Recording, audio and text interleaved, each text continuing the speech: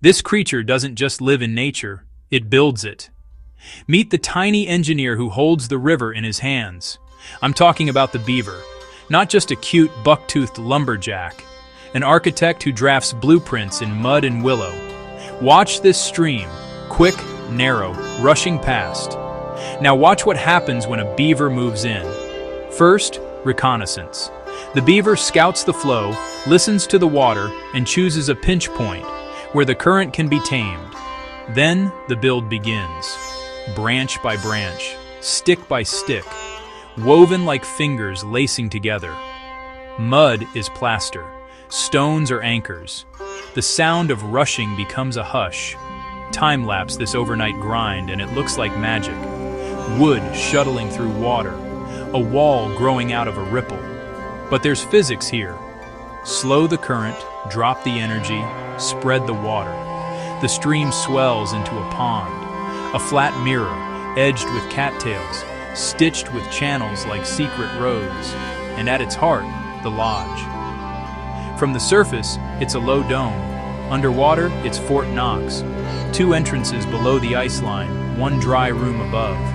The lodge is insulated with mud, ventilated through a clever lattice and stocked with a food cache sunk in the pond. Winterproof. Inside, it's family. Kits squeaking, adults grooming. Everyone warm and safe because the water is doing the heavy lifting. Predators can't walk in. The ice can't lock the pantry. The water level stays steady thanks to constant repairs. If the dam leaks, the beaver hears it. A trickle is a to-do list. Patch, reinforce, repeat. But here's the twist. This isn't just a house project, it's a neighborhood plan. By turning a stream into a pond, the beaver writes invitations, thousands of them. Dragonflies lay eggs in the shallows. Frogs chorus from the reeds. Ducks skid to a stop like little planes. Herons stalk the margins, patient as statues. Minnows and trout ride out summer heat in cool, deep pockets. Turtles bask on the woody magazine of sticks.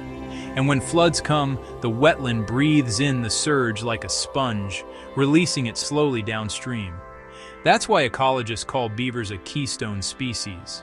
Pull out the keystone and the arch collapses. Remove the beaver and the pond drains. The chorus goes quiet. The sponge becomes a straw. With the beaver in place, everything else has room. To feed, to hide, to nest, to grow. Zoom out to the landscape.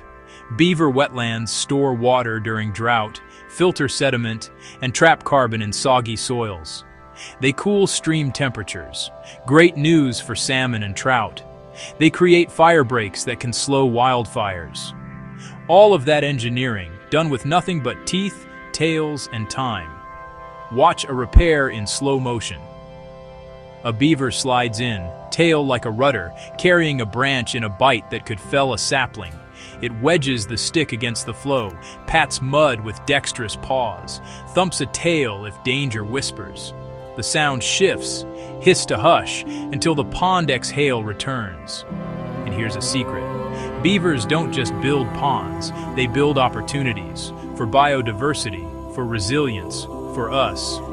Ranchers use beaver-inspired structures to raise groundwater. Cities study beaver dams to manage floods naturally.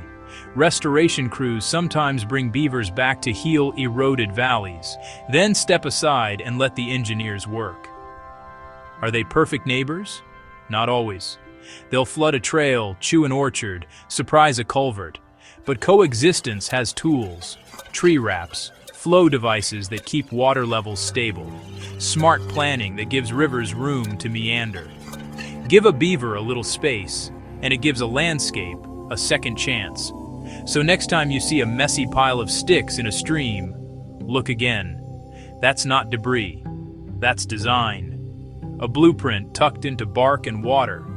A tiny engineer sketching with current and willow, drawing a home that becomes a habitat. This creature doesn't just live in nature, it builds it.